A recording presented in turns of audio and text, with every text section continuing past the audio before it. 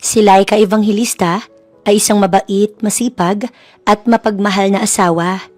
Simula pa lang, isinuko niya na ang lahat para sa lalaking mahal niya. Si Marco Ramirez, isang ambisyosong lalaking nagsisimula pa lamang noon sa negosyo.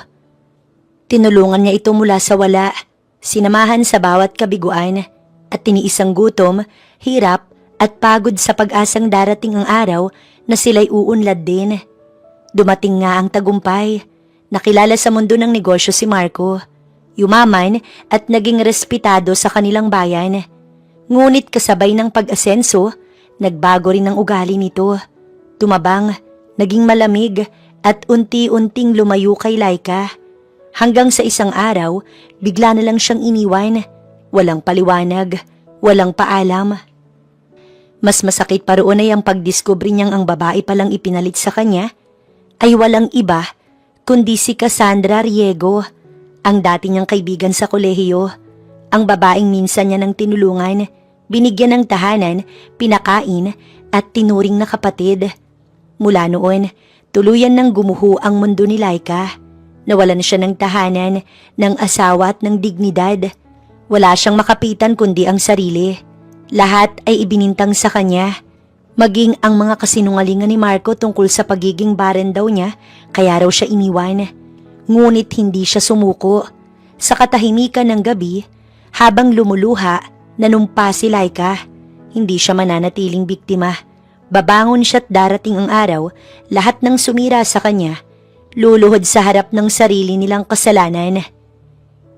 Pagkalipas ng ilang buwan, natuklasan ni Laika mula sa isang lumang kaibigan na ang pamilya ni Cassandra ay may matandang patriarch, si Don Severino Riego, isang kilalang retiradong negosyante na may malawak na lupain at yaman sa probinsya. May sakit ito at naghahanap ng full-time caregiver. Dito nagsimula ang kanyang plano. Gumawa siya ng bagong pagkatao bilang Leah Fernandez, isang lisensyadong caregiver mula sa isang bayan. Gumamit siya ng peking dokumento at mga training certificates na galing sa kaibigang nurse. Nang ma-interview siya, agad siyang natanggap ni Don Severino. Marahil dahil sa kanyang maamong muka, payapang ugali at likas na pagkaalaga. At sa unang mga linggo, nakuha niya ang loob ng matanda.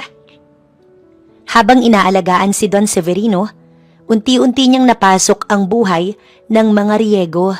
Naobserbahan niya ang galaw ni Cassandra, ang pagiging manipulative nito sa negosyo at ang kahinaan ni Marco na sunod-sunuran lang sa babae. Sa bawat pakikipagkwentuhan niya kay Don Severino, naramdaman niyang may lungkot ito. Tila alam ng matanda ang ginawa ng kanyang apo, ngunit hindi ito makakilos.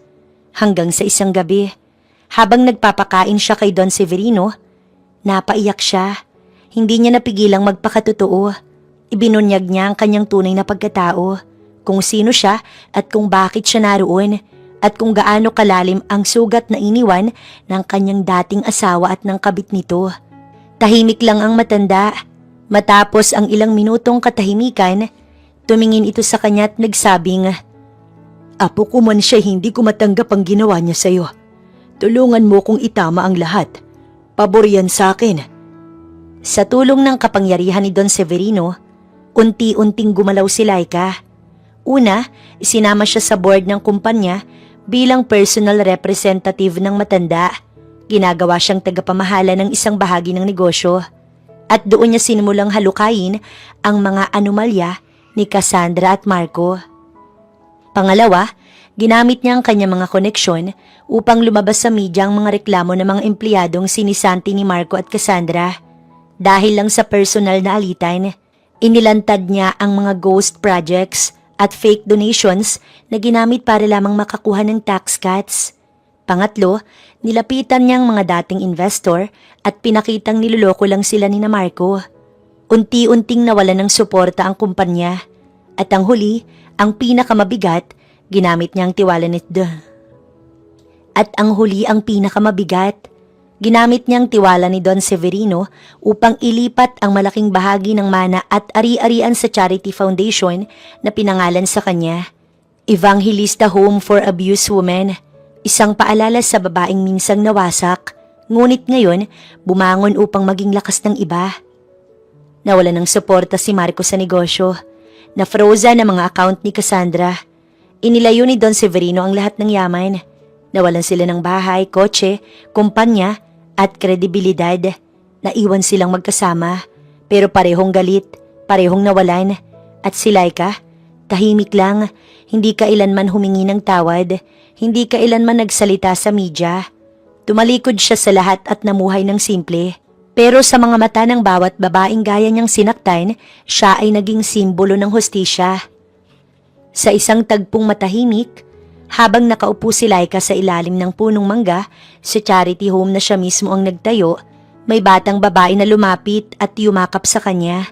Tinanong siya nito, "Tita Laika, totoo po ba na muntikan na kayong mawalan ng lahat?" Ngumiti siya at tumingin sa langit. "Oo, pero minsan, kailangan mo munang masira para makabuo ng panibagong mas matibay na ikaw." Handa ka na ba, Laika? Mula sa pagmamasid sa malawak na lupain, dumako ang tingin ni Laika sa kasama. Dati niya itong kaibigan. Malaki ang utang na loob sa kanya, kaya nang hingan niya ng tulong, ay hindi ito makatanggi. Isa itong nurse, kaya dito niya naisipang humingi ng tulong sa pagpapagawa ng mga peking dokumento at training certificate. "Matagal na akong nakahanda, Aya, at hindi na ako makapaghintay." May diin ang bawat tono ng pananalita niya. Mararamdaman doon ang tinatagong galit. Lumambot ang mukha ni Aya. Alam nito ang kanyang kwento, kaya nagpapasalamat siya at kaagad siya nitong naintindihan kahit na hindi naman na sila gaanong close sa isa't isa. "Basta mag-iingat ka lang at sana wag madamay ang pangalan ko dyan, ha?" Nilingon niya ito at tipid ng hinitian. "Makakaasa ka, Aya. Hinding-hindi ka madadamay." Pagkatapos ng ilan pang mga paalala, nagpaalam na rin sa kanya ang babae. Siya naman, nagdiretso sa malaking gate. Dala ang bag na pinaglalagay ng mga gamit at envelope kung saan nakalagay ang mga documents and training certificate niya. Kahapon lang na makapasa siya sa interview para maging caregiver ng matandang Don Severino Riego. 75 anyos na ito. Bagamat may iniinda ng sakit dulot ng katandaan, masasabi niyang may kakisigan pa rin itong taglay. "Magandang umaga, Lia. Sakto, kanina ka pa hinihintay ni Don." Bungad sa kanya ng nakangiting gwardya nang pagbuksan siya nito ng gate. Matamis niya itong nginitian. Pasimpleng inayos ang suot na salamin. "Magandang umaga, kuya." Balikbati niya bago pumasok. Napansin pa niya ang paghanga sa mga mata nito habang hinahagod siya ng tingin. Pero hindi na lang niya yun binigyan ng pansin. Sanay na siya sa mga ganong klase ng tingin. Marami na rin ang nagsasabi sa kanya na maganda nga raw siya. Kahit pa naglagay siya ng nunal sa kaliwang pisngi at sa taas ng kanang kilay. Pinutulan niya rin ang buhok para walang makakilala sa kanya at naglagay siya ng makapal na bangs. Nagsuot din siya ng malaking bilog na salamin sa mga mata. Siya si Laika Evangelista, pero naroon siya bilang si Lia Fernandez, isang magaling na caregiver. Dumiretso siya papasok sa malawak na salas. Doon ay nakaupo ang Don. Napangiti kaagad ito nang siya ay makita. "Iha, mabutit nakarating ka na. Balak pa sana kitang ipasundo kay Mando." Wika nito na ang tinutukoy ay ang family driver ng mga ito. "Pasensya na ho, nalate ako. Hindi po kasi ako nakatulog kagabi. Tinanghali tuloy ng gising." "Ayos lang yun, Iha." Wika nito pagkuway tinawag ang mayordoma para samahan siya sa magiging silid niya. May kalakihan ng mansyon ng matanda. Kahit pa mag-isa lamang itong nakatira doon, kasama ang ilang mga kasambahay at bantay ng rancho. Bago pumasok si Laika bilang caregiver, inalam niya muna ang pasikot-sikot ng lugar at kung sino-sino ba ang makakasama nila doon. Maraming iba't ibang klase ng pananimang makikita doon. May mga alaga ding hayop. Hindi maipagkakailang maraming pinagkakakitaan ng doon. Bukod pa sa nagmamay-ari din ito ng sikat na kumpanya sa kanilang lugar at maging sa Maynila kung saan naroon ang apo nitong si Cassandra. And speaking of Cassandra, napag-alaman na niyang tuwing weekend, umuuwi ito doon para bisitahin ang abuelo. May isa pa itong pinsan na sa Maynila rin nakatira at bihira lamang kung bumisita, kaya hindi siya nangangamba sa gagawin niyang pagpapanggap. Matanda na ang Don, siguro naman madali na lamang itong malinlang. Ito ang magiging silid mo, iha. Anang may edad na katulong nang makapasok sila sa may kalakihang silid. Kumpleto ang gamit doon. May kama, TV at electric fan. Salamat po, Manang. Nakangiti niya itong hinarap. Isa sa mga plano niya, kuhanin din ang loob ng mga makakasama niya doon upang mas marami siyang makuhanan ng impormasyon. Ano nga ulit ang pangalan mo, iha? Ako nga pala si Manang Dory. Ako ang pinakamatagal na katulong dito. Mayroon pa tayong makakasamang 2 katulong pa. Yung isa ay ang labandera at yung isa naman ay tagalinis ng mansyon. Busy pa sila sa mga trabaho, pero mamaya makikilala mo rin sila. Magiliw na pahayag ng matanda. Lihim siyang napangiti. Mukhang mababait ang mga makakasama niya rito. Ganun po ba? Ako naman po si Leah Fernandez. Napakagandang pangalan. O siya, ikaw ay iiwan ko na dito para ikaw ay makapagpahinga na. Ang sabi ni Don, bukas ka na raw mag-umpisa sa trabaho mo para maging maayos ang pahinga mo. Salamat po, Manang. Nang makaalis ang matanda, muli niyang sinuyod ng tingin ng paligid. Wala siyang planong magtagal sa lugar na iyon. Naroon lang siya para gawin ang planong paghihiganti sa mga taong sumira sa kanyang buhay. It's payback time, Cassandra at Marco. Namnamin niyo na ang kaligayahan sa piling ng isa't isa. Dahil ipinapangako ko, hindi na yan magtatagal pa. Unang araw sa trabaho ni Laika at masasabi niyang hindi naman pala ganoon kahirap ang trabahong kanyang pinasok. Lalo na at mabait naman ang Don.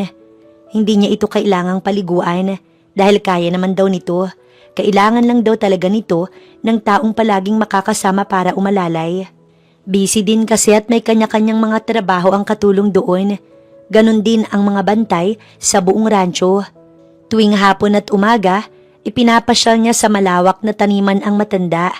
Minsan, ito ay naka-wheelchair, pero mas madalas na mas gusto nitong maglakad-lakad na lamang gamit ang tungkod.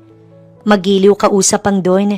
Marami itong kwento sa kanya na kanyang ipinagpapasalamat dahil bihira itong magtanong tungkol sa kanyang buhay. Kamusta si Don Severino, iha? Kumakain ng tanghalian si Laika nang sumulpot ang mayordoma. Maayos naman po, Manang. Matutulog daw muna siya kaya ang sabi niya, maaari na raw ho akong kumain. Kumain na rin po kayo. Alauna na ng mga oras na iyon, kaya nakakasiguro siyang tapos ng mananghalian ng mga ito. Katatapos lang din namin. Tugon ng matanda, pagkuway na upo sa tabi niya. Kinuha niya iyong pagkakataon para pasimpleng makapagtanong dito. Manang, may itatanong lang po ako. Nagtataka po kasi ako Wala na po bang mga kamag-anak si Don? Wala pa kasi akong napapansin. Halos lahat ng nandito ay mga katulong. Kunwari hindi interesadong tanong niya. May 2 siyang anak at 2 ding apo. Pero sa Maynila na naninirahan lahat. Yung panganay na apo si Zenon, laking Maynila at bihira kung pumunta dito. Minsan nga, 1 beses lang sa 1 taon yung bunso pong apo. Si Cassandra. Yun naman ay weekend kung pumunta dito. Gaya niyan, Sabado bukas. Siguradong nandito yon. Napapangwi ito habang nagsasalita. Tila ayaw sa kanilang pinag-uusapan. Ang totoo, ayaw namin sa batang yon. Spoiled brat at palautos. Dinaig pa niya si Don Severino kung makapag-utos. Gusto din makuha lahat ng gusto. Kapag nandito yon, asahan mo tahimik ang mansyon. Mailap kasi ang mga tao sa kanya. Kahit yung mga nagtatrabaho sa taniman ay aayaw sa kanya. Ganun po ba? Lihim niyang naikuyom ang kamay. Kung ganun na hindi lang pala siyang may galit sa dati niyang traidor na kaibigan. Oo, kaya ikaw, mag-iingat ka sa kanya. Baka mapag-initan ka, lalo na't may itsura ka. Tingin ko sa taong yun ang gusto'y siya lang ang maganda. Kunwari nahihiya siyang tumawa. Hindi naman po ako maganda, Manang. Nako, sinong nagsabi? Hindi ka pa nag-aayos ay maganda ka na. Lalo na siguro kung maaayusan ka. Masipag ka rin, siguradong swerte ang magiging asawa mo. Napawi ang ngiti sa kanyang labis sa narinig. Hindi naman na iyon napansin pa ng matanda dahil tumayo na ito't siya'y tinalikuran. Sige na't maiwan na kita dyan. May gagawin pa ako. Sige po, Manang. Kasabay ng pag-alis ni Manang ay ang pagdilim ng ekspresyon ng mukha niya. Mahigpit ding nakakuyom ang kanyang mga kamay. Nilalamon na naman siya ng matinding galit. Ganun ang kanyang nararamdaman sa tuwing maaalala ang dating asawa at kaibigan. Dahil nawala na siya ng ganang kumain, kaya nagpa siya na lamang siyang magmasid-masid sa paligid. Hindi siya kinakabahan sa pagdating ni Cassandra bukas. Kilala niya ang taong yun. Hindi iyon nagbibigay ng oras at atensyon sa mga taong sa tingin nito, mababa lamang ang buhay. Kaya siguradong hindi siya nito pag-aaksayahan ng oras. At iyon ang kukuhanin niyang pagkakataon para masundan ito ng patago. Kinabukasan, bago lumabas ng silid, sinigurado ni Laika na maayos ang pagkakadikit ng nunal sa mukha niya. Maging ang bangs at salamin, sinigurado niyang maayos. Huminga pa siya ng malalim bago nagdiretso sa silid ni Don Severino na kasalukuyang naghihintay sa kanya. Good morning, Don. Matamis ang ngitit masiglang bati niya dito nang makita itong nakaupo sa gilid ng kama. Walang imik naman itong lumingon sa gawin niya at bahagya lamang na tumango. Natigilan tuloy siya nang mapansing ito'y malungkot. Ayos lang po ba kayo? May problema po ba? May masakit po ba sa inyo? Magkakasunod na tanong niya. Nagtataka siya dahil hindi ba dapat at masaya ito ngayong araw dahil darating ang apo nito. Muli din siyang natigilan nang maisip na baka hindi na matutuloy ang pagbisita doon ni Cassandra. Maging tuloy siya, nawalan din ng gana. Naghanda na kasi ang plano niya sa pagmamasid dito. Ayos lang ako, iha. Maging ang boses ng Don ay matamlay. Dalhin ko na po kayo sa kusina. Naghanda na raw po ang inyong almusal. Pinilit pa rin niyang pinasigla ang boses. Ewan ba, siguro'y dahil mabait at magiliw sa kanyang Don, kaya hindi siya sanay na makita itong nalulungkot. Tila gusto niyang alisin ang lungkot sa mukha nito. Pakidalhan na lang ako dito, please. Sa narinig, nakumpirma na nga niyang baka nga hindi na matutuloy ang pagbisita ni Cassandra. Wala naman kasing dahilan para malungkot ng biglaan ng Don. Laglag ang balikat na nagtungo si Laika sa kusina para kumuha ng pagkain. Doon ay naabutan niya si Manang na naguhugas. Oh, tulog pa ba si Don? Nagpapadala po ng pagkain sa kwarto. Doon na lang daw po siya kakain. Sabado nga pala ngayon. Malamang wala na naman sa mood yun. Singit ni Alice, ang labandera sa mansyon. Naagaw nito ang kanyang atensyon. Bakit naman? Kasi darating ang spoiled niyang good apo. Kada darating yun, napapansin na namin na walang gana at matamlay tapos malungkot si Don. At hindi namin alam kung bakit. Dapat ay masaya siya dahil may bumibisita sa kanya kahit papaano. Kibit balikat nitong tugon. Mas lalo tuloy siyang na-curious sa nalaman. Ikaw ba naman magkaroon ng apong masama ang ugali? Baka kahit ako hindi ko nagugustuhing makita yun. Si Gonda naman ni Kwase, ang tagalinis ng buong mansyon. Kasundo niya na ang mga ito. Kaya siguro ganito na lamang magkwento. Tumahimik nga kayo. Mamaya marinig kayo ng mga bantay. Saway ni Manang sa dalawa pero umirap lamang ang mga ito. Sus Manang, alam naman natin na tayong lahat dito. Mainit ang dugo sa babaeng yun. Hay, malayong ugali niya kay Senyorito Zenon. Tugon muli ni Kwasay. Maiwan ko na kayo dyan. Dalhin ko lang ito kay Don. Anya, bago tinalikuran ng mga ito. Ang isip niya, punong-puno ng katanungan tungkol sa sinabi ng mga kasama. Sa pagbalik sa silid ng Don, tahimik niyang inilapag ang tray ng pagkain sa table at inalalayan nitong makaupo. Kain na po kayo, Don. Kung ano man pong bumabagabag sa inyo, maaari po ninyong sabihin sa akin. Baka sakaling gumaan ang inyong pakiramdam. Anya sa malambing na tono. Tahimik na tumango lamang ito bago nagsimula sa pagkain. Ang akala niya, wala na talagang pag-asa na magkwento ito sa kanya. Pero nagkamali siya. Nakailan pa lang itong subo ng pagkain nang huminto, pagkuway malalim na bumuntong hininga at pagkatapos siya'y tiningnan. Ang totoo niyan, iha. Hindi ko rin alam kung bakit ako nalulungkot.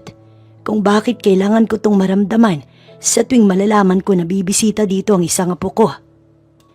Napaayos siya ng upo sa narinig niya. Mukhang magkukwento na ang matanda, pero pinanatili niyang normal ang reaksyon.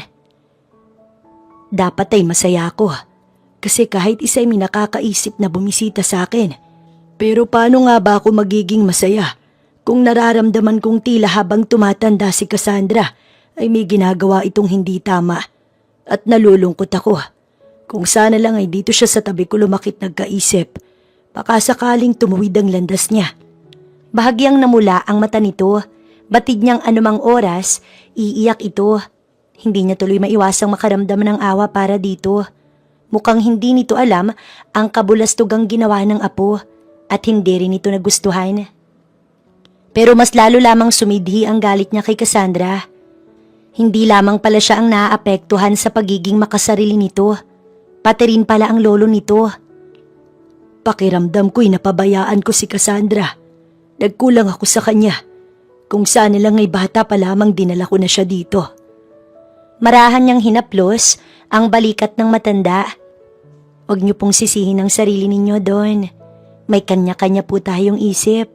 At kung ano man po ang ginagawa niya, kagustuhan niya po yun. Wala po kayong kasalanan doon. Hindi niyo po siya inutusan para gawin ang bagay na ginagawa niya. Muli, huminga ng malalim ang Don. Ramdam niya sa bawat pagbuga nito ng hangin at sa bawat pagbuka ng bibig nito, ang bigat na nararamdaman nito. Bata pa lamang, likas ng matigas ang ulo ni Cassandra. Hanggang sa tumuntong ng kolehiyo'y nagre-rebelde siya. May mga oras na tumatakas siya, naglalayas at ilang araw bago umuwi. Lahat iyon ay nakarating sa akin, pero wala akong ginawa noon. Ang dahilan ko noon ay buhay niya naman yon. Hindi ko dapat pakialamanan. Pero nagkamali ako. Dapat noon palang pinagsabihan ko na siya. Hindi na sana lumala ang ugali niya. Naalala niyang tinutukoy nito. College din siya noon nang makilala si Cassandra. Nakilala niya itong rebelde, pero mabait, kaya nga naging magkaibigan sila. Palagi itong lumalayas, kaya ang ending ay sa kanyang apartment niya ito pinapatuloy. Pinakain niya ito at itinuring na parang kapatid. Yun din ang dahilan kung bakit nito nakilala si Marco. At ngayon, pupunta na naman siya dito. Makakaramdam na naman ako ng guilt. Kaya ganito siguro. Palagi akong nalulungkot sa tuwing titingnan ko siya. Hindi ko rin kayang maging masaya sa mga pinagagagawa niya. Pero sigurado naman po na mahal niya kayo dahil palagi po niya kayong binibisita. Pagpapagaan niya sa loob nito, mapait lamang itong umiti. Kung sana nga lang ay iyon lang ang dahilan. Bahagyang kumunot ang noo niya. May laman ang sinabi ng matanda. Ano kayang ibig sabihin nito? Anyway, Iha. Pagdating niya mamaya ay gusto kong nasa tabi lamang kita. Mahirap na't baka mapag-initan ka niya. At isa pa, kasama niya ang kanyang nobyo mamaya. Hindi ko yata sila kayang harapin. Natigilan siya sa narinig kasabay ng pagkabog ng dibdib. Nobyo? Si Marco ba ang tinutukoy nito? Ano naman po kung kasama niya ang nobyo? Hindi mapigilang tanong niya. Ayoko sa lalaking yon. Hiwalay yun sa asawa. At hindi ako naniniwala na ang asawa nun ang dahilan kung bakit sila naghiwalay. Malakas ang pakiramdam ko na may kinalaman ng apo kong si Cassandra sa hiwalayan ng mga iyon. Lihim na nagngit-ngit sa galit ang kanyang puso. Wala pa mang binanggit na pangalan ay alam niya nang si Marco ang tinutukoy nito. At ngayon pa lang, gusto na niyang magsisisigaw sa galit. Talagang kahit kanino, sinisiraan siya ng dalawa. Hindi naman po sa pagiging tsismosa. Pero maaari ko po bang malaman kung bakit daw nagkahiwalay ang mag-asawa? Matagal siyang tinitigan ni Don na ilang tuloy siya't kinabahan. Kung bakit naman hindi niya napigilan ang sariling magtanong. Silos at panay hinala daw yung babae. Pero higit sa lahat, hindi daw siya mabigyan ng anak. At lalaki lang daw siya na nangangailangan ng anak. Kaya napilitan na rin itong makipaghiwalay. Pero tulad ng sinabi ko, Iha, hindi ako naniniwala sa kwento ni Marco. Hindi ko man personal na kilala ang taong yon. Pero malakas ang kutob ko na hindi dapat siya pagkatiwalaan. Nahigit niya ang hininga sa narinig. Tila tinadtad ng ilang beses ang kanyang puso. Anong karapatan ng Marco na hinasiraan siya ng ganun? Hindi pa ba ito sapat na sinira ang buhay niya? Kailangan pa bang ipahiya siya ng sobra sa lahat ng tao? Gusto niyang maiyak sa galit pero pinigilan niya ang sarili. Nangako siya noon na hindi na ito iiyakan pa. Ang dapat na gawin niya, mas tibayan ang loob na makapaghiganti. Maghihiganti siya kahit anong mangyari. Bago sumapit ang tanghalian, dumating na nga si Cassandra. At tama nga si Laika dahil kasama nito si Marco. Dinaig pa ng babae ang sawa na nakapalupot kay Marco habang nasa salas ang mga ito. Oh, hi Lolo, namiss kita. Maarting wika ni Cassandra bago sinalubong ng halik sa pisngi ang Don. Siya naman ay nasa gilid lang ng Don at nakaalalay dito. Iniwasan niyang mapatingin sa dalawa. Kahit paramdam niya ang panakanakang pagsulyap sa kanya ni Marco. Aaminin niyang kinakabahan siya. Pero malakas naman ang kumpiyansa niya na hindi siya makikilala ng mga ito. Oh, bago pong alalay? Tanong nito nang mapatingin sa kanya. Nang salubungin niya ang tingin nito, kitang-kita niya ang pagngiwi at pangmamaliit sa mga mata nito. Lihim siyang napairap. Caregiver po. Pagtatama ng Don. Kung wala siya'y siguradong mahihirapan akong kumilos mag-isa. Napairap naman ang babae. Whatever, lo. Wika nito bago muling nilapitan si Marco na tahimik lamang na nakatingin sa kanya. Yumapos ito sa binata na parang wala sila doon ng matanda. Lia, iha, pakidala ko sa labas. Gusto kong makalanghap ng sariwang hangin. Utos sa kanya ng Don. Agad naman niya itong inalalayan palabas ng mansyon. Pero bago tuluyang umalis, pasimple pa niyang sinulyapan sina Marco at Cassandra na dinaig pa ang may-ari ng mansyon kung makapag-utos kina Manang. May importanteng pinag-uusapan ng isa sa mga trabahador sa taniman at si Don Severino, kaya naisipan muna ni Laika na magpaalam at sinabing mag-iikot-ikot lamang sa paligid. Pinayagan naman siya ng matanda, napansin siguro nito na naiinip siya. Sa kanyang paglalakad-lakad, napadaan siya sa umpukan ng mga trabahador at hindi sinasadyang narinig niya ang pinag-uusapan ng mga ito. Kung si Madam Cassandra ang papalit kay Don Severino dito sa asyenda, ay baka maghanap na lang ako ng ibang trabaho. Mas gugustuhin ko pang manilbihan sa iba, kaysa sa taong ang tingin sa atin ay alipin. Saad ng matandang lalaki. Maging ako'y ganun din ang gagawin. Kaunting pagkakamali lamang Grabe na kung mahusgahan ng babaeng yun. At ayon sa nalaman ko'y magbabawas din daw ng pasahod. Sa mahal ng bilihin paano pa tayo makakaraos nito kung babawasan niya pang bayad sa atin? Segunda naman ng medyo bata pang babae. Napakasama talaga ng ugali ng Cassandra na yon. Magaling pang magmanipula ng mga tao. Ginagamit niyang katayuan niya para maliitin tayo. Hindi niya alam kung hindi rin dahil sa atin ay saan ba sila pupulutin. Ilan lang yan sa mga usaping narinig ni Laika na halos hindi niya mapaniwalaan. Oo't alam naman niyang sagad sa kasamaan ng ugali ni Cassandra. Pero hindi niya akalaing pati sa tapat na trabahador ng matandang Don ay grabe ang pahirap na ginagawa nito. Kung si Senyorito Zenon lang sana'y baka pwede pa. Siya lang yatang nakamana sa ugali ni Don Severino. Muli siyang natigilan sa narinig. Hindi niya pa personal na nakikita ang seno na tinutukoy ng mga ito. Pero ayon sa pagkalap niya ng impormasyon, talagang mabuti itong tao't matulungin. Pero sana lang, wag na muna itong magtungo doon.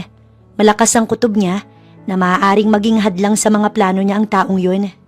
Dahil napunta na sa binata ang topic ng mga ito, kaya nagpa siya na siyang balikan ng Don. Iha, ayos ka lang ba? Kanina ko pa napapansin na tila malalim ang iniisip mo. Pabalik na sila sa mansyon nang magsalita ang Don. Nakangiti niya itong sinulyapan. Ayos lang po, Don. Naisip ko lang po si Cassandra. Ano namang meron sa apo ko? Huwag mong sabihin na pinag-initan kagad niya. Todo iling naman siya. Naku, hindi po. Hindi pa nga po uli kami nagkikita Naisip ko lang po kasi na parang gusto ko po siyang makilala. Feeling ko kasi mabait naman siya. Nami-misunderstood lang po. Kunwari ay nalulungkot niyang wika. Mabait naman talaga si Cassandra. Siguro'y dala lang din ang mga pinagdaanan niya noon, kaya ganun ang ugali niya ngayon. Lumaki kasi siyang salat sa atensyon ng magulang. Napapansin lang siya kapag may nagagawang mali, kaya minsan gusto ko na lang din siyang intindihin. Muli niyang naramdaman ang lungkot sa tinig nito. Bigla tuloy siyang na-guilty. Bigla gusto niyang pagsisihan na inungkat na naman niya ang tungkol sa dalaga. Siguro nga po, mukha naman po siyang mahusay sa larangan ng negosyo. Bahagyang natigilan ng matanda, tila may nasabi siyang mali. Yun ang hindi ako sigurado. Ano pong ibig ninyong sabihin doon? Bumalatay ang matinding lungkot sa mga mata nito. Hindi ko rin sigurado, iha. Pero marami akong natatanggap na reklamo mula sa kanya. Kaya ngayon, nagdadalawang isip ako kung dapat ko bang iwan sa kanyang negosyong pinaghirapan naming itayo ng asawa ko. Gusto ko kasi, iiwan ko yun sa taong may dedikasyon sa trabaho at pinapahalagahan ng mga employer. Kung sa iba po ninyo ipapamana ang negosyo, ay siguradong sasama po ang loob niya. At iyon ang iniiwasan kong mangyari, iha. Kaya nga, palagi ko din siyang sinasabihan. Sana lang talaga'y magbago din ang ugali niya. Apo ko siya, pero hindi ibig sabihin nun ay kukonsintihin ko ng mga maling ginagawa niya. Lalo na pagdating sa kumpanya at sa mga employee. May parte ng puso ni Laika ang natuwa sa narinig. Kung ganun ay tama ang pagkakakilala niya sa matanda. Totoong mabait ito't hindi konsentidor. Sa isiping yun, bigla na naman siyang na-guilty. Hindi na yata niya kayang gamitin pa ito sa kanyang paghihiganti. Masyadong mabait ang Don sa kanya. Kahit bago pa lamang siyang nagtatrabaho doon, pinagkatiwalaan kaagad siya nito. Kaya paano niya maaatim na ipagpatuloy ang paggamit dito? Araw ng linggo, nasa hasyenda si Don Severino. Kausap ang mga trabahador ng taniman. Si Laika ay nagkaroon uli ng pagkakataon na makapag-ikot sa paligid at lihim na sundan sina Marco at Cassandra. Sa kanyang pagsunod-sunod sa mga ito, nalaman niya ang mga galawan ng babae at kung paano maging sunod-sunuran dito si Marco. Habang pinapanood niya nga si Marco na sinusuyo ang dalaga, hindi maiwasang makaramdam ng galit. Noon kasi hindi naman siya sinusuyo ni Marco. Palaging siya ang nanunuyot gumagawa ng paraan para magkaayos sila ng lalaki. Siya palagi ang nagbubuhat sa kanilang relasyon. Pero nagawa pa rin siya nitong lokohin at wasakin. Nakakainis ha? Nabalitaan niyo na ba? 1 linggo daw ang itatagal dito ni na Ma'am Cassandra. Kasalukuyang nasa kusina si Laika. Nagmimerienda nang sumulpot ang nakabusangot na si Kwasay. Hindi niya naman maiwasang matuwa sa narinig. Ha? Bakit daw? 2 araw pa lang silang nandito para ng impyerno tong mansyon. Kakamot-kamot na wika ni Alice. Hindi ko rin alam, pero narinig kong nag-uusap kanina yung 2 tuko. Darating daw si Senyorito Zenon eh. Tinutukoy nito sina Cassandra. Tinawag nilang tuko dahil hindi daw makapaghiwalay. Ayos na rin pala, makakakita ako ng totoong gwapo. Kasi sa totoo lang, hindi naman kagwapuhan yung nobyo ni Ma'am Cassandra. Mahinang wika ni Alice na lihim niyang ikinatawa. Natatawa siya dahil may punto ito. Ngayon niya lang din na-realize na hindi naman nga talaga gwapo si Marco. Noong mahal niya pa kasi ito'y gwapong-gwapo siya dito at isa iyon sa nakakasukang pangyayari sa kanyang buhay. Pero hindi siya bitter. Sa hirap at sakit na pinagdaanan niya, halos wala na siyang maramdaman kahit kaunting pagmamahal kay Marco. Dahil tapos ng magmerienda, nagpaalam na rin siya sa mga ito. Sa likod ng mansyon siya dumaan, pabalik sa hasyenda. Babalikan niya na ang Don at baka tapos na ang pamiting nito. Dahil nakatungo siyang maglakad, hindi niya kaagad napansin ng bigla ang pagsulpot ng malaking tao sa kanyang harapan. At huli na para siya'y umiwas dahil malakas na siyang nauntog sa matigas nitong dibdib. Aray! Nakangiwing sinapo niyang nasaktang noo. Oh, I'm sorry. Hindi kita nakita. Anang baritonong boses na siyang nagpahinto saglit ng tibok ng puso ni Laika. Tila musika ang boses na iyon sa pandinig niya. Are you okay, miss? Kinakabahan, dahan-dahan siyang nagangat ng muka at halos tumulo ang kanyang laway sa kagwapuhan ng lalaking nasa harapan niya. Tila hinulma ang perpekto nitong muka. Makinis, makapalang kilay, pangahin, mapulang labi at matangos ang ilong. May mga matang kasing dilim ng gabi at nagbabadya ng panganib. Miss, muli untag ng lalaki. Doon pa lang siya nahimasmasan. Nahihiya siyang nag-iwas ng tingin. Pasensya na, hindi kita napansin. Hindi niya ito kilala. Siguro'y bagong tauhan ng Don. Pero bakit ang gwapo naman? Mukhang laking aircon. Tinatanong ko kung okay ka lang. Hindi rin naman kasi kita napansin eh. Ayos lang po, sige po. Mauna na po ako. Hindi niya na ito hinintay pang makapagsalita. Kaagad niya itong iniwan. Malalaki ang hakbang na lumakad siya palayo. Hindi niya kilala ang lalaki, kaya hindi niya maintindihan kung bakit gano'n na lang ang pagkabog ng kanyang dibdib. Nang lingunin niya ang lalaki, ay nakatayo pa rin ito sa kanyang pinag-iwanan at nakahabol ng tingin sa kanya. Muli siyang nakaramdam ng hiya kaya nagpatuloy siya sa paglalakad niya. Nang balikan ni Laika si Don Severino, tuluyan na rin niyang nakalimutan ng gwapong estranghero kanina. Ibinalita kasi sa kanya ng matanda na mananatili pa nga raw doon ng 1 linggo pa si Cassandra dahil darating daw ang panganay nitong apo na si Zenon. At isa pala sa pinagmitingan ay ang tungkol sa nalalapit na kaarawan ni Zenon. Balak nila itong sorpresahin. Halika iha at ipakikilala kita kay Zenon. Masiglang masigla ang boses ng Don. Halata ang kasiyahan sa muka. Malayong malayo kapag si Cassandra ang binabanggit nito. Nakasunod lang siya dito, papasok sa mansyon. Sa sala sila dumiretso at doon nga, naghihintay sa kanila ang binatang prenting nakaupo sa sofa. Muling naramdaman ni Laika ang pagkabog ng dibdib nang makita ang lalaki. Ito ang lalaki na kabangga niya kanina sa likod ng mansyon. Saglit na nagtama ang mga mata nila at kapwa din sila nagulat pero mas nagulat siya nang matamis itong ngumiti sa kanya bago nito ibinaling ang tingin sa matanda. Lolo, namiss kita.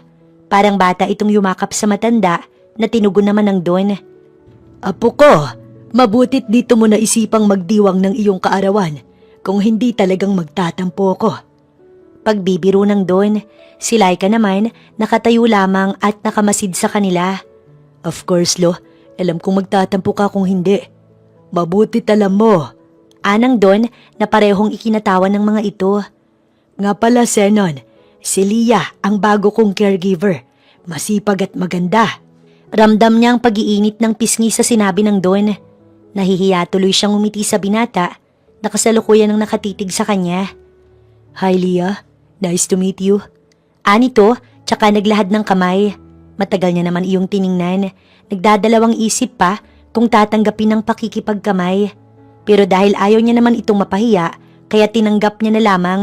Pero saglit lang dahil kaagad din siyang bumitaw nang makaramdam ng tila kuryente. Nice to meet you po. Tugon niya rito. Naiilang siya sa titig nito. Pero kahit gustuhin niyang magpaalam muna sa Don, alam niyang hindi maaari. Baka magtaka ito. Nang maupo ang mga ito, ay muli siyang binalingan ni Zenon. You know what? You look familiar. Nagkita na ba tayo dati? Binundol siya ng kaba sa biglaang tanong nito. Lalo na't napasulyap din sa kanyang Don na tila hinihintay ang kanyang sagot. Taga Maynila po kasi ako. So baka nagkasalubong na po tayo dati. Pero kayo po, ngayon ko lang po nakita. Kulang na lang at takihin siya sa sobrang nerbiyos. Totoong hindi niya pa ito nakikita. Pero hindi siya sigurado kung ngayon lang din siya nito nakita. Malay niya ba kung nakukwento pala siya ni Cassandra dito dati. Matagal pa siyang tinitigan ng binata. Tila kinikilala talaga siya. Pagkuway marahan din itong tumango. Siguro nga pero kung taga Maynila ka, bakit dito sa probinsya mo naisipang magtrabaho? Masyadong malayo to ah. Muli siyang natigilan. Pinagpapawisan na rin siya ng malapot. Idagdag pa ang kakaibang tingin nito na tila iniimbestigahan siya. Sinasabi na nga ba niya't hindi maganda kung narito ang Zenon na to? Baka maging hadlang pa ito sa kanyang plano. Si Don Severino sa kabilang banda, tahimik lamang na nakikinig sa kanila. Para maiba naman po ang paligid. Tsaka, malaki kasi ang sahod dito. Pabiro pa siyang tumawa upang alisin ang kaba. Akala ko may pinagtataguan ka sa Maynila eh. Pagbibiro nito, biro lang dito pero seryoso ang dating nun sa kanya. Nag-uumpisa na tuloy siyang mainis dito. Nakalimutan niya, pinsan nga pala ito ni Cassandra. Siguradong tinik din ito sa kanyang lalamunan at kailangan niya itong iwasan kung gusto niyang magtagumpay sa paghihigante. Kidding aside pero seryoso, salamat at dito mo naisipang magtrabaho. Ang sabi ni Lolo, masipag at maaasahan ka daw talaga. Salamat po. Tsaka lang siya nakahinga ng maluwag nang muli nitong balingan si Don at ibahin ang topic. Pero ang inaakala ni Laika na maiiwasan niya si Zenon ay hindi nangyari. Palagi kasing kasama ni Don ang binata, kaya palagi din niya itong kasama. At kahit subukan niyang umiwas, hindi magagawa. Hindi naman pwedeng hindi niya sagutin ang mga tanong nito. Mabait naman ang binata. Hindi niya lang talaga maiwasang makaramdam ng kaba at inis, lalo na sa tuwing titingnan siya nito. Pakiramdam niya'y binabasa nito ang kanyang pagkatao at natatakot siyang malaman ito ang totoo niyang pagkatao at ang tungkol sa kanyang paghihigante. Tulad ng araw na iyon, hindi siya isinama ni Don sa pagbisita sa kaibigan nito sa kabilang bayan. Kay Manang ito nagpasama. Maganda na sana iyong pagkakataon para muli niyang masubaybayan sina Cassandra. Pero dahil may asungot, kaya hindi niya magawa-gawa. Bigla na lang kasi siyang nilapitan ni Zenon at nagpapasama sa kanya sa lakad daw nito. Nagpa-cute pa ang lalaki na akala mo naman ay madadala siya. Pero syempre, wala siyang choice kundi ang sundin ang gusto nito. Sa kanya kasi inihabili ng Don ang binata at iyon palang dahilan kaya hindi siya nito isinama sa lakad para maintindi niya ang binata. Nitong nagdaang mga araw, napapansin niyang palaging pagdikit sa kanya ni Zenon. Madalas din itong mangulit at magtanong sa kanya, kaya hindi maiwasang kabahan siya. Dahil paano kung may alam na pala ito sa pagkatao niya at hinuhuli lang siya? Saan po ba tayo pupunta, sir? Pinilit niyang magtanong ng normal, kahit ang totoo, naiinis na siya. Kanina pa kasi sila naglalakad, and as usual, nakangiti na naman ito nang tumingin sa kanya. Naiinis siya dahil hindi ba ito napapagod ng umiti? Kina Cassandra, isinasama nila akong mamasyal ni Marco sa Borol. Ayoko namang magmukhang chaperon, kaya naisipan kong isama ka. Sabi nito sabay kindat. Natigilan naman siya sa paglalakad at hindi makapaniwalang ito'y tiningnan. Dapat ay matuwa siya dahil masusubaybayan niya uli sina Cassandra. Pero dapat nga ba siyang matuwa kung kasama niya naman si Zenon? Ang lalaking ito na pakiramdam niya, siyang hadlang sa kanyang plano. Sumama ka na please. Dadagdagan ko na lamang ang bayad sa'yo. Nagsalubong ang kanyang kilay. Bakit ba ang kulit ng lalaking to? Hindi po ako nagpapabayad. Sasama po ko dahil inihabilin kay ni Don sa akin. Hindi para sa bayad. Anya sa seryosong tinig. Napawi ang ngiti ni Zenon. I'm just kidding. Masyado ka namang seryoso, Leah. Try mo rin kayang umiti. Hindi niya ito pinansin at nagpatuloy lamang sa paglalakad. Marami pang sinasabi ang binata na hindi na lamang niya binibigyan ng pansin. Nararamdaman niyang sinusubukan itong maging malapit sa kanya at iyon ang dapat na hindi mangyari. May plano ang binata kaya dapat ay maingat siya dito. Sa malawak na lupain, naghihintay nga sa kanila sina Cassandra at Marco. Sweet at masaya ang dalawa na para bang walang inapakan at sinirang buhay ang mga ito. Nagngingit-ngit siya sa galit dahil paano nakakaya ng konsensya ng mga ito na maging masaya at mag-enjoy gayong may sinira silang buhay. Sige lang, magsaya lang kayo dahil malapit nang matapos yung kasiyahan na tinatamasa ninyo. Mahinang usal ni Laika sa sarili.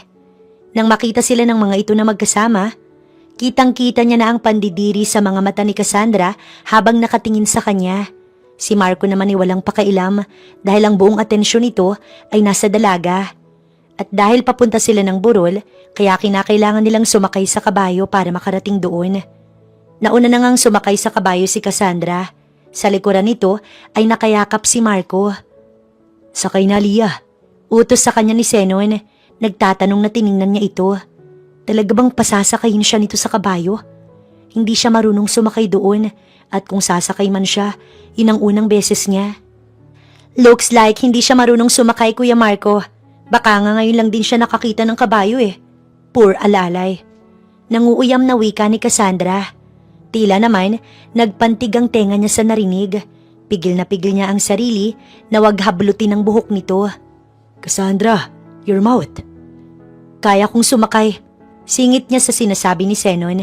Pagkuway walang pasabing sumakay sa kabayo bago inirapan si Cassandra. Kita iyon ni Cassandra kaya halos umusok ang ilong nito sa ginawa niya. Wala pa kasing nangahas na irapan siya at kung hindi lang ito napigilan ni Marco, siguradong nasugod na siya ng dalaga. Sumunod na sumakay ng kabayo si Zenon. Halos manigas si Laika nang magdikit ang katawan nila ng binata. Para na rin kasi itong nakayakap sa kanya mula sa kanyang likuran. Zenon, anya nang simulan nitong patakbuhin ng kabayo. Naramdaman siguro nito ang panginginig ng kanyang katawan. Easy, hindi kita hayaang malaglag. Just trust on me. Malambing nitong wika. Hindi naman na siya umimik pa. Hindi niya kasi masabi na hindi siya marunong pang magtiwala. Sarili na lang niya ang kanyang pinagkakatiwalaan. Ibigay mo lang ang buong tiwala mo sa akin, Lia. Makakaasa ka. Hindi kita bibiguin. Hindi kita ilalaglag. Napapikit siya sa sinabi nito. Bakit ba pakiramdam niya? May iba pang ibig sabihin ng mga binitiwan nitong salita. Hindi naman niya ito magawang lingunin, kaya hindi niya makita ang paglamlam ng mga mata nito. Natapos ng 1 linggong bakasyon ni Cassandra at Marcos sa mansyon. Pero si Zenon nanatili roon at hindi pa malaman kung kailan aalis. Samantalang, habang tumatagal na nakakasama ni Laika si Don Severino, lalo lamang siyang kinakain ng guilt. Masyadong mabait ang Don. Hindi na yata niya kayang itago pa dito ang buo niyang pagkatao. Dumagdag pa sa gumugulo sa kanyang damdamin ay ang binatang si Zenon. Walang araw na hindi siya nito kinulit. Mabait din ito at nararamdaman niyang genuine ang pinapakita nito sa kanya. Masyadong mabait sa kanyang maglolo. Kaya isang gabi, hindi niya na nagawa pang labanan ng guilt na nararamdaman niya. Aamin na siya kay Don. Bahala na ang plano niyang paghihiganti. Basta isa lang ang sinisiguro niya. Hindi siya gagaya sa ugali ni Cassandra na makasarili at magaling magmanipula. Isang gabi, habang pinapakain niya ang Don sa silid nito, tahimik lang siya tumahanap ng tiyempo kung paano sisimulan ng sasabihin. Busog na ako, iha. Salamat. Anang Don matapos nitong makakain. Kumain ka na rin. Kanina ko pa napapansin na tahimik ka. Baka kako nagugutom ka na. Sa narinig, hindi niya mapigilang mapaiyak. Lumandas ang luha niya at walang pasabing niyakap ang Don. Nagulat naman ito sa ginawa niya, pero tinugon pa rin ito ang kanyang yakap. Nang mahimasmasan, tsaka pa lang siya bumitiw sa pagkakayakap dito. May problema ba, iha? Ramdam ko ang bigat sa kalooban mo nang yakapin mo ko. May maitutulong ba ako? Muli naiiyak na naman siya. Bakit ba ganito kabait ang Don? Naiiyak siyang napailing. Patawarin niyo po ko, Don Severino. Bahagyang nagsalubong ang mga kilay nito, tila naguguluhan sa kanyang sinabi. Nagsinungaling po ko. Niloko ko po kayo. Hindi po talaga Lia Fernandez ang pangalan ko. Ang totoo ko pong pagkatao at pangalan ni Laika Evangelista. Muli naiyak na naman siya. Samantalang, batid man ang pagkagulat sa mukha ng Don, tumahimik lamang ito at tila naghihintay pa ng sunod niyang sasabihin. Wala siyang makitang galit o panghuhusga sa mga mata nito. Ako po ang dating asawa ni Marco Ramirez.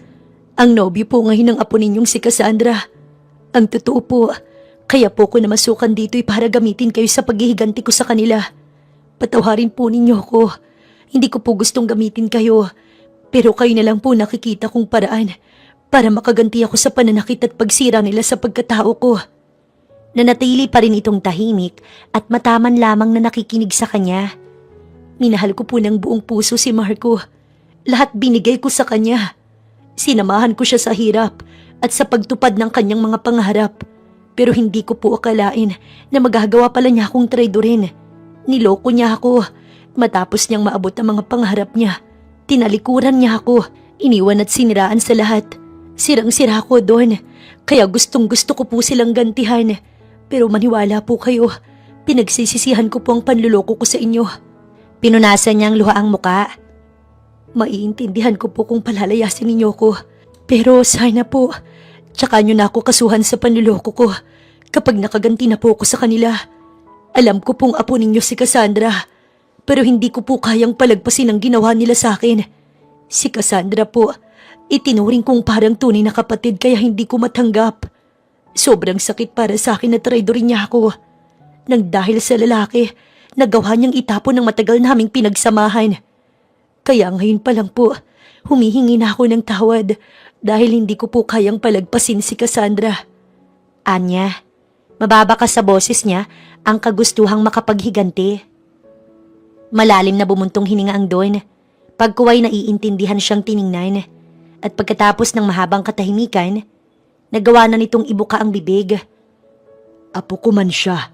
Hindi ko matanggap ang ginawa niya sa'yo. Tulungan mo kung itama ang lahat. Pabor sa akin yan, iha. Bagaman hindi makapaniwala sa narinig, nabuhay naman ang pag-asa sa kanyang puso. Umaliwalas ang mukha niyang nababalutan pa rin ng luha. Talaga po? Tumango ang Don. Mahal ko ang apo ko, Lia. Ayokong tuluyang masira ang buhay niya. Kaya dapat lang siguro na ngayon pa lang, putulin ko ng sungay niya. Magtulungan tayo. Ikaw upang makaganti sa kanila at ako na may para maturuan ng leksyon ng pasaway kong apo. Sa narinig, muli niyang nayakap ang matanda. Marahan namang hinaplos ng matanda ang likod niya. Magaan ang loob ko sa iyo, iha. At para na rin kitang totoong apo. Kaya masaya ako na matulungan kang muling makabangon.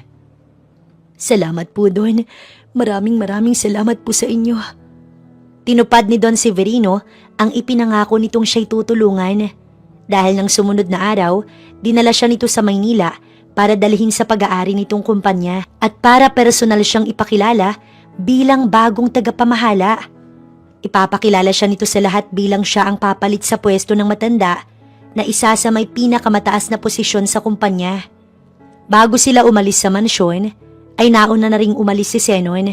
Sinabi nitong babalik na ito sa Maynila dahil may naghihintay pa ditong trabaho at ipinagpapasalamat niya iyon dahil sa wakas wala nang makakahadlang sa plano nila ng Don. Handa ka na ba, iha? Kasalukuyan silang nasa opisina nito at hinihintay na lang nila na tawagin sila sa conference hall. Kung saan, ipapakilala na siya nito. Matagal na po ako nakahanda doon. Ang inaalala ko lang po'y kayo. Sigurado po ba kayong gagawin niyo akong presidente ng kumpanya?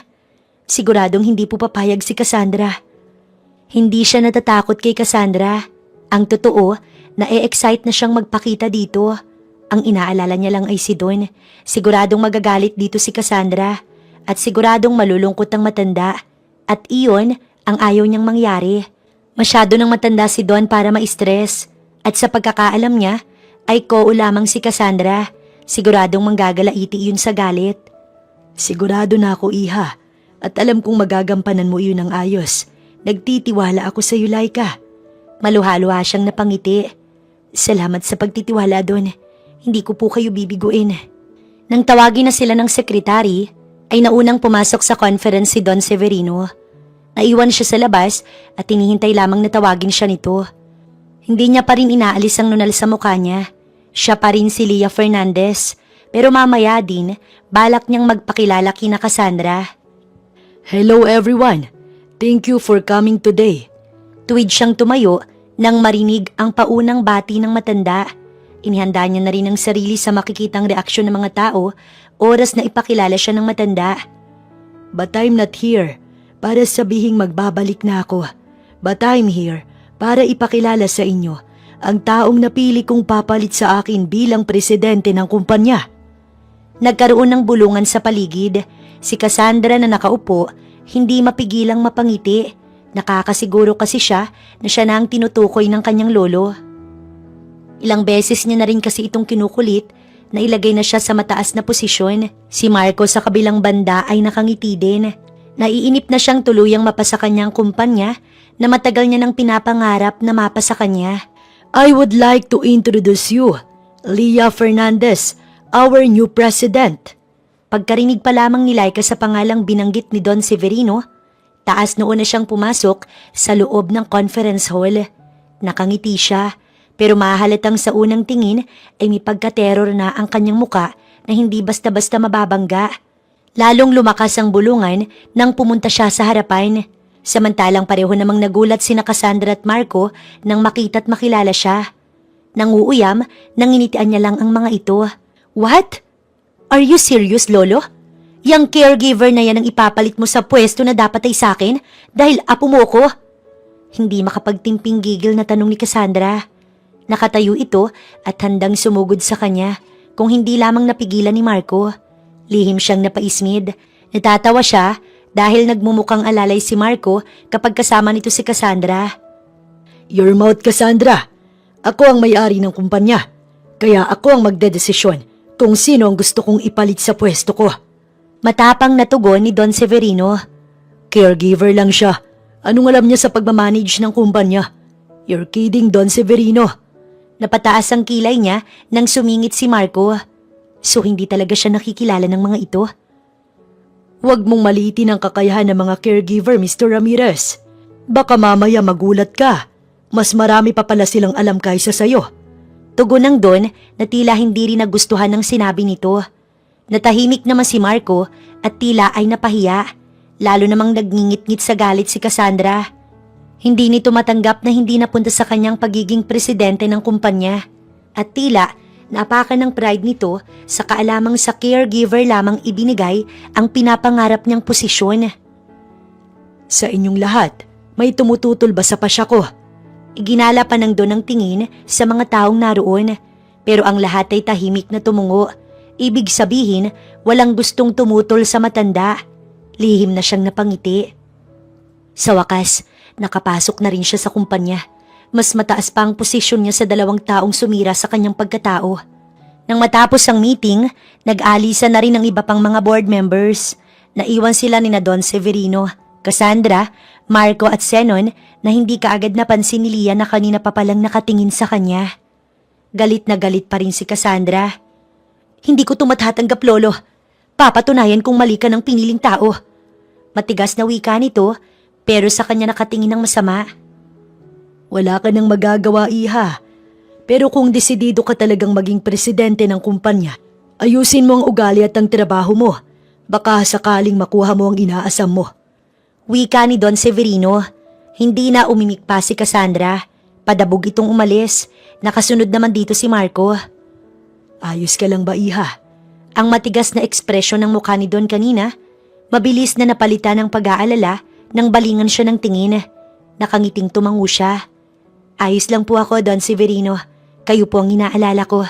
Huwag kang mag-alala kay Lolo. Immune na yan sa katigasan ng ulo ni Cassandra. Sa wakas ay nagsalita na rin si Zenon. Matamis itong nakangiti sa kanya. Anyway, congrats nga pala, Lia. Or should I say, Laika Evangelista? Napamaang siya sa narinig.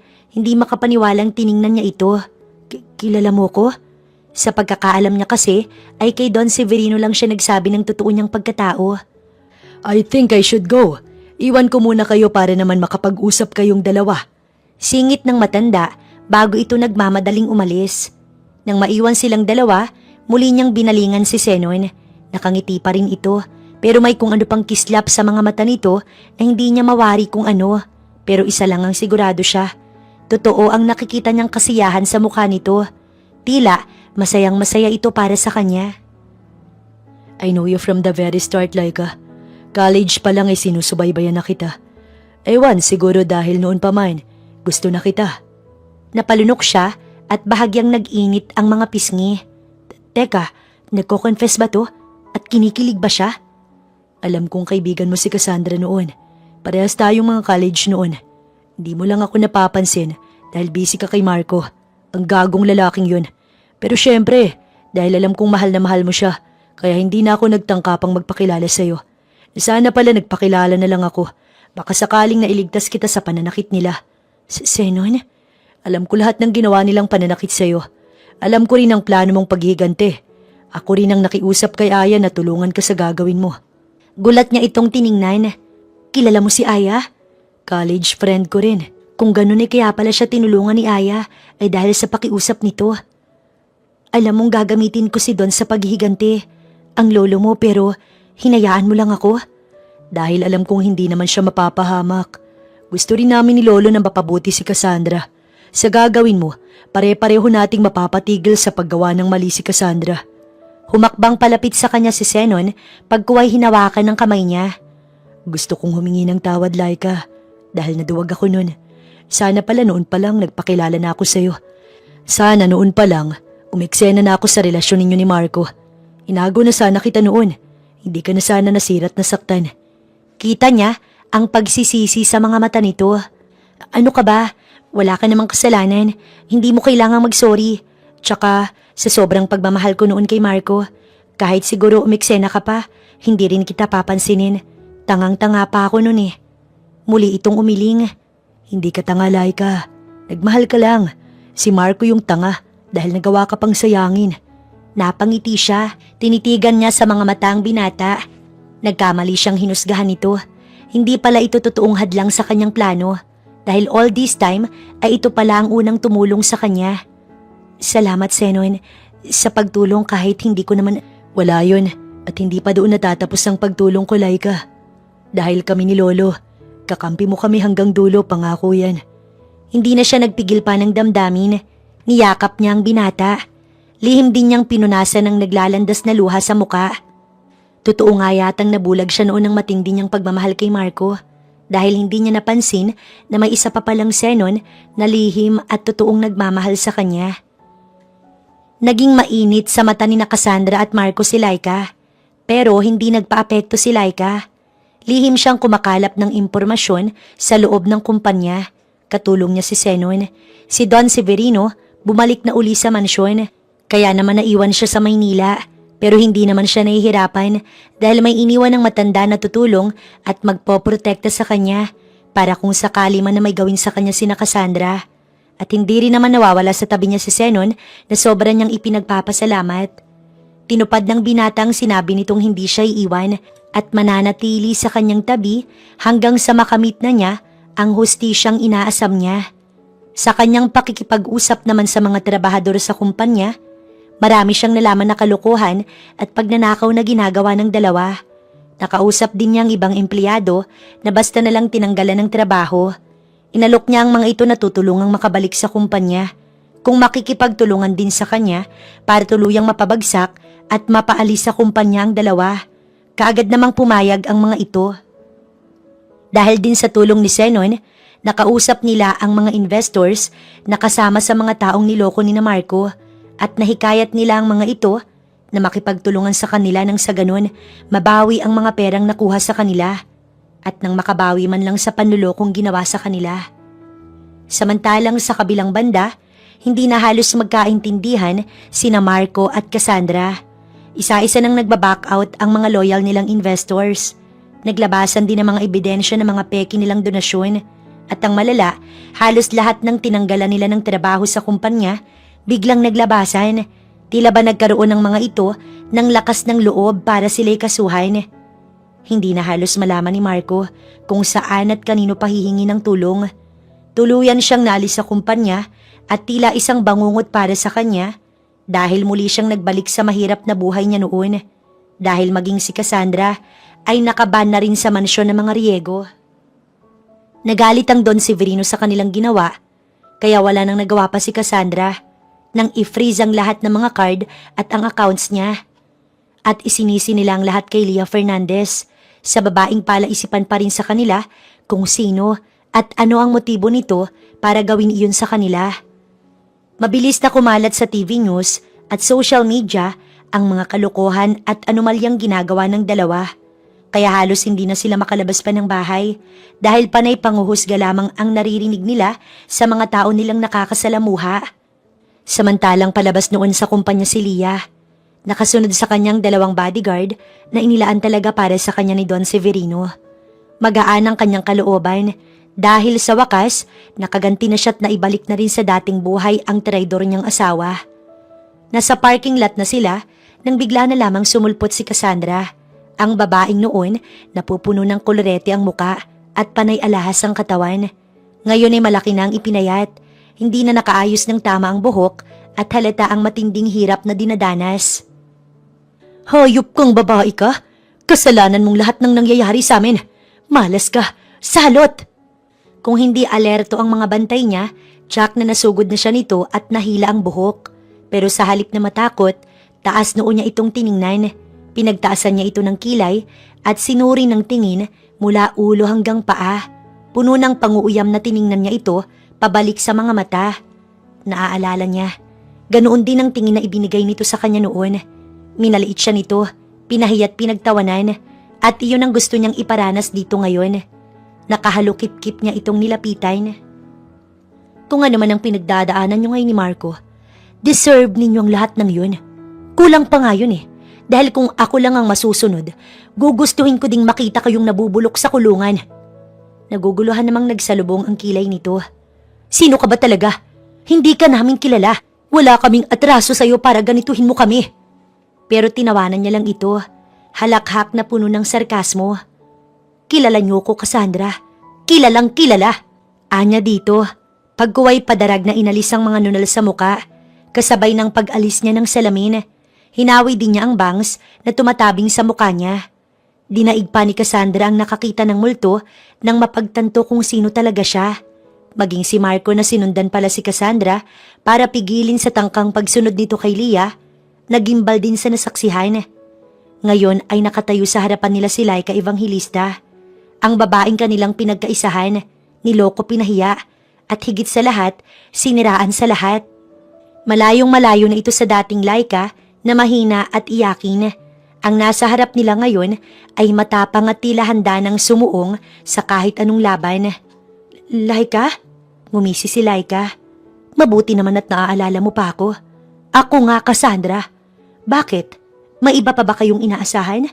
Kung sa bagay, sa sobrang sama ng ugali ninyo, halos lahat yata nagawa nyo na ng kasalanan. Paanong nangyari? Bakit? Akala nyo ba totoong lumayo ako? At palalagpasin ko na lang kayo? Nagkakamali kayo, Cassandra. Oo, lumayo ako. Pero lumayo lang ako para isagawa ang pagganti ko sa inyo. Ginamit ko si Don Severino para makapaghiganti sa'yo. Nanlisik sa galit ang mata ni Cassandra. Hindi nito matanggap na naisahan niya ito. Hayop, kahit kailan talaga sa halot kang babae ka. Nang muli itong susugod, agad itong napigilan ng mga bantay niya. At kahit magwala ito, wala naman itong laban sa lakas ng kanyang mga bantay. Cassandra, tama na. Sabay silang napalingon kay Marco. Tumaas ang kilay ni Laika nang makita ang matinding pagsisisi sa mga mata ng lalaki. Hayaan na natin si Laika. Marami tayong nagawang kasalanan sa kanya, kaya dapat lang sa atin to. Hindi alam ni Laika kung makakaya pa niyang magtiwala sa mga sinasabi ng lalaki. Pero isa lang ang alam niya. Nakaganti na siya. Nawasak at naipahiya na rin ang mga ito. Kaya ngayon ay okay na siya. Tapos na ang kanyang pagganti. Magsisi man o hindi ang dalawang ito ay wala na iyon sa kanya. Ang gusto na lang niya ngayon, bumalik sa dating buhay. Tahimik, payapat, malayo sa gulo. Lalayo siya't ibabalik ang dating buhay kung saan wala pang Marco at Cassandra siyang nakikilala. Hindi, Marco. Hindi ako papayag. Patuloy pa rin sa pagwawala si Cassandra. Pero hindi niya na iyon binigyan ng pansin. Tinalikuran at iniwan niya ang mga ito. Taas noo siyang naglakad palayo. Palayo sa mga taong naging aral sa kanyang buhay. Aral na hindi naman masamang magtiwala pero wag sobra. Dahil ang sobrang pagtitiwala, nakakawasak ng pagkatao. Dahil napatunayan sa korte ang pagnanakaw ni Cassandra, tuluyan na ring naalis sa kumpanya si Cassandra. Pero hindi sila nakulong. Sa halip, matatagpuan ngayon sa squatter area sina Cassandra at Marco. Mahirap ang buhay, pilit na lumalaban sa araw-araw pero magaan ang kalooban. Doon nila napatunayan na mas mahal pa rin nila ang isa't isa kahit walang-wala na sila. Tuluyan na rin nilang tinanggap ang mga maling nagawa at pilit na bumabawi sa mga kasalanang kanilang nagawa. Samantalang ang kalahati ng ari-arian ni Don Severino, ipinamanang lahat kay Laika. Kaya iyon ang ginamit para makapagtayo ng sariling charity foundation. Kanya itong pinangalanan na Evangelista Home for Abused Women. Isang paalala sa babaeng minsang nawasak, ngunit nagkaroon ng lakas upang bumangon at maging lakas para sa iba. Pinalaya niya na rin ang sarili mula sa nakaraan at kanyang binuksan ng puso para muling magmahal at magtiwala. Pero ngayon ay sigurado niya nang nasa tamang tao niya ibibigay ang puso at sarili. Sa taong matagal nang napatunayan sa kanya na totoo ang pagmamahal. Pagmamahal na walang halong panluloko at walang hinihinging kapalit. Sa paglipas ng 6 na taon, makikita si Laika na nakaupo sa ilalim ng punong mangga sa charity home na siya mismong nagtayo nang biglang may batang babae na lumapit at yumakap sa kanya. Maaliwalas ang mukha ng bata nang magtanong ito. Tita Laika, totoo po ba na minsan nang nawala sa inyo ang lahat? Ngumiti siya tumingin sa langit. Oo, Ria. Pero minsan, kailangan mo munang masira para mas makilala mo ang sarili mo, para mas malaman mo kung gaano ka katibay, at para mas makilala mo kung sino ang mga taong totoo sa'yo at kailangang bigyan mo ng tiwala. Hanga po ko sa'yo, Tita Laika. Gusto ko pong maging kayo. Marahan niyang ginulo ang buhok nito. Nagpaalam na rin sa kanyang bata nang tawagin ito ng mga kalaro. Muli siyang naiwang mag-isa. Ninanamnamang sariwang hangin at ang kapayapaan ng paligid. Nang sumulpot sa harap niya ang 2 taong nagbibigay sa kanya ngayon ng lakas at pag-asa. Hi, Mommy. Here's your ice cream. Binili namin ni Daddy for you dahil mahal ka namin. Napangiti siya nang marinig ang cute na boses ng 5 taong gulang niyang anak na si Sia. Salamat anak, mahal na mahal ko rin kayo ni Daddy. Anya, bago kinuha ang ice cream at hinalikan sa pisngi ang bata. Tila kinikilig naman na yumakap sa kanya ang bata. Umupo sa tabi niya ang kanyang asawang si Zenon bago humilig sa kanyang balikat. I love you, Laika. Ngayon at kahit magunaw man ang mundo, ikaw lang ang mamahalin ko. Naantig ang puso niya sa narinig. Ngayon, masasabi niyang hindi talaga siya nagkamali na hinayaan niyang makapasok sa buhay niya si Zenon, ang lalaking walang ibang ginawa kundi ang mahalin siya. Salamat sa pagdating sa buhay ko, Zenon. Habang buhay kong ipagpapasalamat na ako ang pinili mong mahalin at makasama habang buhay. At sa pag-alis ng kanilang anak upang makipaglaro sa ibang mga bata, tuluyang naglapat ang labi nila ni Zenon. Nilasap nila ang tamis na halik na punong-puno ng totoong pagmamahal.